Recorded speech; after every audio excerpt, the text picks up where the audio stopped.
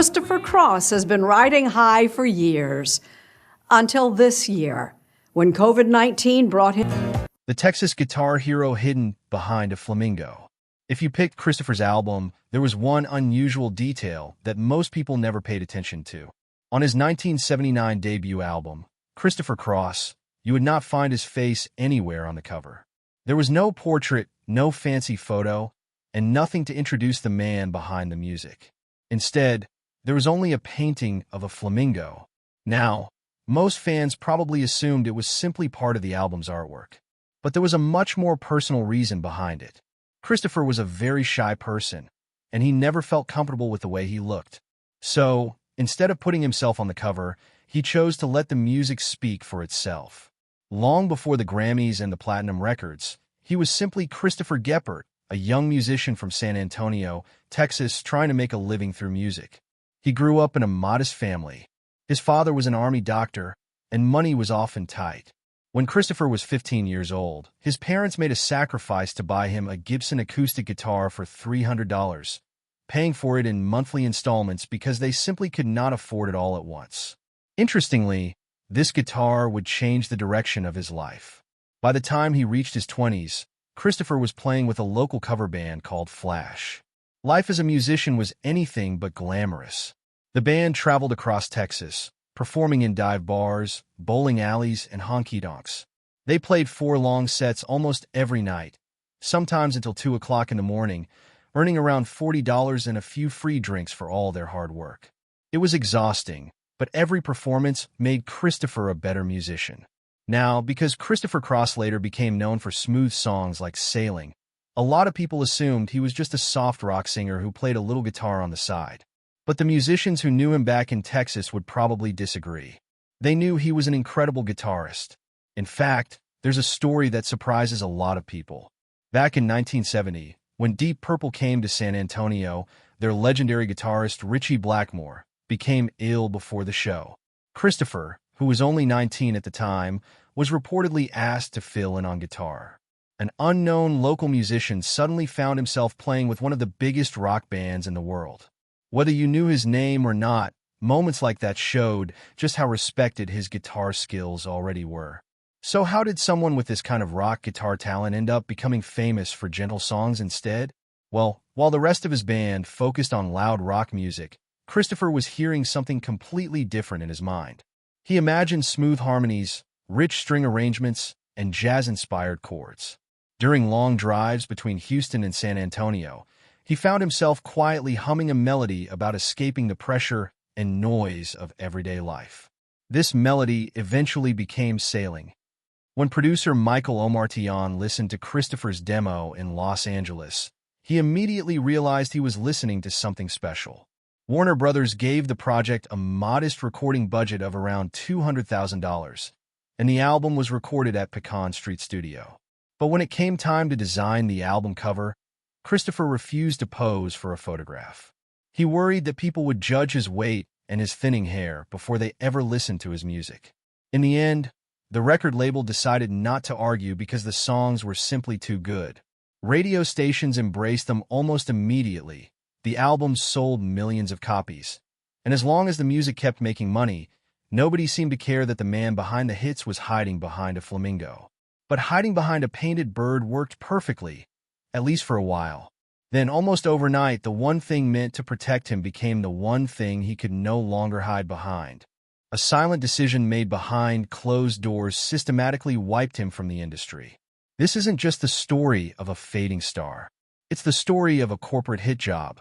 The night that nobody stole the Grammys back in the 1980s, Christopher Cross wasn't just a songwriter. He was one of the biggest artists in the world. His songs weren't only climbing the charts. They became part of people's everyday lives. What made his success even more special was that he didn't become famous by trying to stand out. He simply wrote great songs and people loved them. But if there was one night that showed just how big Christopher Cross had become, it was the 1981 Grammy Awards. You see, when Christopher arrived at the 1981 Grammy Awards, very few people expected him to dominate the biggest night in music. After all, he was up against some of the most famous names in the industry. But as the winners were announced, something unbelievable started happening. Christopher Cross kept hearing his name over and over again. By the end of the night, he had won 5 Grammy Awards, including the 4 biggest awards of the night: Album of the Year, Record of the Year, Song of the Year, and Best New Artist. No artist had ever pulled off this sweep before. An unknown musician from Texas had just made Grammy history. For a lot of fans, it was proof that as long as you had real talent, you could make it to the very top. After this night, it looked like he was living every musician's dream. His records were selling by the millions. Radio stations couldn't stop playing his songs, record executives couldn't stop celebrating, and fans couldn't wait to hear what he would release next. From the outside, it honestly looked like Christopher Cross had reached a point where nothing could stop him. And this is exactly why what happened next makes no sense. Christopher didn't simply retire, nor did fans simply grow tired of his songs. Instead, he seemed to vanish almost overnight. One year, he was breaking historic music records, and just a few years later, it was like the industry was trying to pretend he never existed. He largely disappeared from television, was pulled from the radio, and pushed out of the spotlight. What happened to him wasn't just a case of music styles changing. It was a brutal reminder of how cold the music business can be. His disappearance remains one of the saddest downfalls in music history. The story of a guy who was handed the world, only to have it pulled out from under him behind closed doors. So how does someone go from winning the biggest awards in music to almost being forgotten just a few years later? The day music got eyes. In 1981, just 6 months after Christopher Cross made Grammy history, a brand new cable channel called MTV went on the air. At first, it looked like just another television station. But before long, it completely changed the music business. Almost overnight, the rules that had made artists famous for decades were rewritten. You see, before MTV, music was all about what people heard. Radio was king, and this gave every artist a fair chance. If your songs were good, radio stations played them. If listeners loved what they heard, they bought your records. It didn't matter if you were young or old, handsome or ordinary, outgoing or shy. Most fans had never even seen their favorite singers. They simply imagined what those artists looked like while listening at home or driving in their cars. But MTV changed all of that. Suddenly, listening to the music was no longer enough. Now people wanted to watch it too. Record labels quickly realized that having a great voice was only part of the job. Artists also needed a memorable look, exciting music videos, and a personality that could grab people's attention the moment they appeared on screen. Take a look at the stars who quickly became the faces of MTV. The likes of Michael Jackson amazed audiences with videos that felt like short movies rather than performances. Madonna constantly reinvented her image and wasn't afraid to push boundaries. Prince stood out with his bold fashion and unforgettable performances, while bands like Duran Duran filmed glamorous videos in fancy locations that made every song feel like an adventure. Before long, it was clear that the music industry wasn't just selling songs anymore. It was also selling an image, and this image was becoming just as important as the music itself. Christopher Cross couldn't have been more different. He was in his early 30s, balding, soft-spoken, and carried himself like an ordinary person. He didn't look like a rock star, and he wasn't trying to be one. He looked like someone you might meet at the grocery store, work within an office, or see teaching at a local school. During the radio era, none of these mattered because people judged him by his music. But in the MTV era, many executives suddenly saw those same qualities as a problem. All of a sudden, labels wanted artists who looked exciting on TV and could keep young viewers glued to the screen. Christopher Cross had built his career in a world where great songwriting and beautiful recordings were enough. Now he was trying to succeed in a business that cared just as much about appearance as talent. Christopher's record label knew they couldn't pretend nothing had changed. MTV was quickly becoming one of the biggest forces in the music industry, and if they wanted to keep him at the top, they had to adapt. So they started producing music videos for his new songs. But as filming began, it didn't take long to realize there was a problem. Christopher was never comfortable in front of the camera, and his quiet, down-to-earth personality didn't fit MTV's flashy style. The game had changed, and looks were suddenly just as important as talent. Panicking, his record label took a gamble they believed would solve the problem. Instead, the plan backfired in ways no one expected. hiding the star in his own music video and the secret corporate blacklist. By the time Christopher Cross was getting ready to release his second album, Another Page, in 1983, the music business had already changed. If your music video wasn't getting played, millions of young fans might never even hear your songs. His label knew they couldn't ignore this reality, so they spent a lot of money making videos for new singles like Think of Laura, All Right, and No Time for Talk. But they were faced with a problem they didn't know how to solve. Christopher Cross had become one of the biggest names in music, yet the people promoting him seemed unsure about putting him in front of the camera. Instead of making him the center of his own videos, they filled the screen with beaches, sailboats, crashing waves, flowing curtains, and beautiful models. Christopher would only appear for a few seconds before the camera moved away again. It almost felt as though the record label was trying to hide the very person whose voice everyone had come to hear. Of course, that strategy was never going to work forever.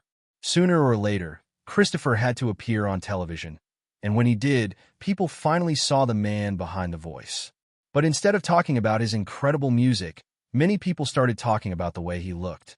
Christopher was quiet, balding, and looked more like an ordinary guy than the glamorous pop stars who were beginning to dominate MTV. Sadly, that was enough to make him an easy target. Radio hosts, comedians, and late-night television shows started making jokes about his appearance, and before long, one of the biggest Grammy winners in history was getting more attention for the way he looked than for the music that made him famous. Before long, the impact soon appeared in the sales figures. Christopher's second album, Another Page, gave fans songs they loved. Think of Laura, for example, became even more popular after it was featured on the hit television drama General Hospital. But even with songs like that, the album couldn't come close to repeating the success of his debut. His first album had sold more than 5 million copies in the United States, while Another Page sold fewer than 1 million. For most musicians, selling close to 1 million albums would have been a dream come true. But after the incredible success of his first record, many people in the music industry saw it as a major step backward, and this changed the way they looked at Christopher Cross. Soon, concert promoters began moving him from large arenas into smaller theaters. Some shows were canceled because ticket sales were slower than expected. At first, it looked like Christopher Cross had simply fallen out of fashion. After all, the music business was changing fast, and new stars were arriving almost every month. But the more people looked at what happened behind the scenes, the more one question kept coming up. Was this really just bad timing, or had the industry quietly decided it was time to move on from him? Well, no one at MTV ever publicly announced that Christopher Cross wasn't welcome. There was never an official statement saying his music was being pushed aside. But inside the music industry, many people believed something had changed. His videos, which should have been getting plenty of airtime after his historic Grammy success, became harder and harder to find.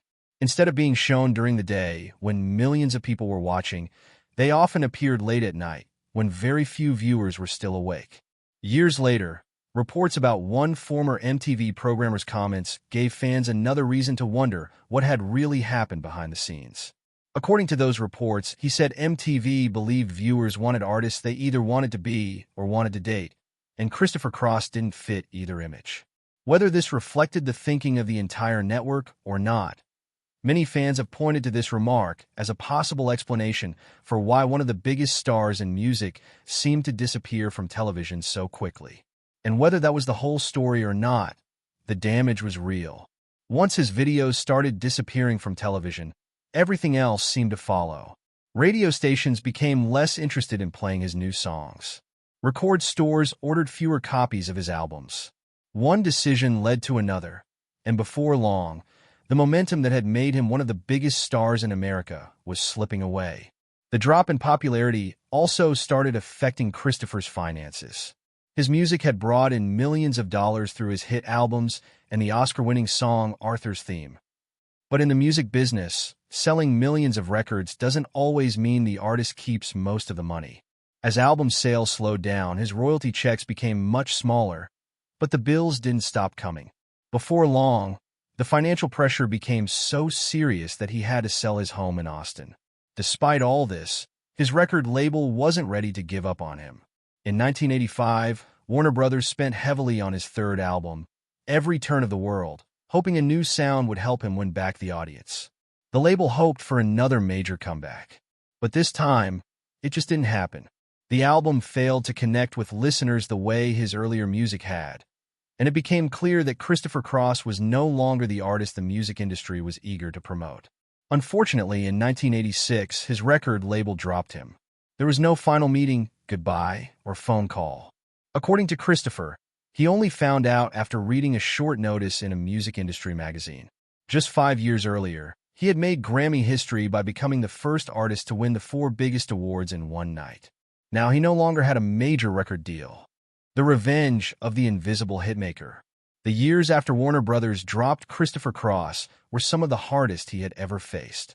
He has spoken openly about living with anxiety, and as the pressure grew, he also struggled with alcohol. The fame was gone, the crowds became much smaller, and the man who had once stood on music's biggest stage was now performing in small venues, far from the spotlight he had once known. But Christopher never gave up on music. In 1989, he made one of the biggest decisions of his life and got sober. From there, he slowly began putting the pieces back together. He kept writing songs, recording new albums, and performing anywhere people wanted to hear him. The sold-out arenas were gone, but his love for music never disappeared. Instead, he built a different kind of career, performing in theaters, concert halls, and performing arts centers where people came for one reason. They genuinely loved his music. Then something happened that almost no one could have predicted. Years later, a younger generation began discovering artists like Christopher Cross through streaming services instead of television. They weren't choosing songs because of music videos or magazine covers. They were simply listening, and when they heard songs like Sailing, Ride Like the Wind, and Arthur's Theme, many realized just how timeless they really were. Today, Christopher Cross is in his 70s and still performs for audiences around the world. His music has been streamed hundreds of millions of times, reaching listeners who weren't even born when he first topped the charts. In many ways, the songs have outlived the era that once tried to leave them behind. Looking back, that's what makes his story so unforgettable. Christopher Cross didn't lose his talent. He didn't forget how to write songs, and he certainly didn't lose his voice. What changed was the business around him. The music industry entered a new chapter where image suddenly became just as important as the music itself, and Christopher happened to be caught right in the middle of this change. People still debate how much MTV affected his career, but few would argue that the arrival of music television changed the lives of countless artists almost overnight. Maybe that's why his story still feels so relevant today. It isn't only about Christopher Cross. It's about how quickly an industry can change and how easily someone at the very top can be left behind when the rules suddenly become different. And maybe that's the biggest lesson of all. Sometimes the most talented people don't disappear because they stop being great. Sometimes they disappear because the world starts paying attention to something else. It really makes you think, how many incredibly talented artists have quietly faded into the background? Not because they lacked talent, but because they didn't fit the image the industry wanted to sell. And what about today? When you scroll through social media or watch today's biggest pop stars, are you connecting with them because of their music or because of the image that's been carefully built around them? Let us know your thoughts in the comments, and don't forget to like, subscribe, and share. If you enjoyed this video, click on the next video on your screen.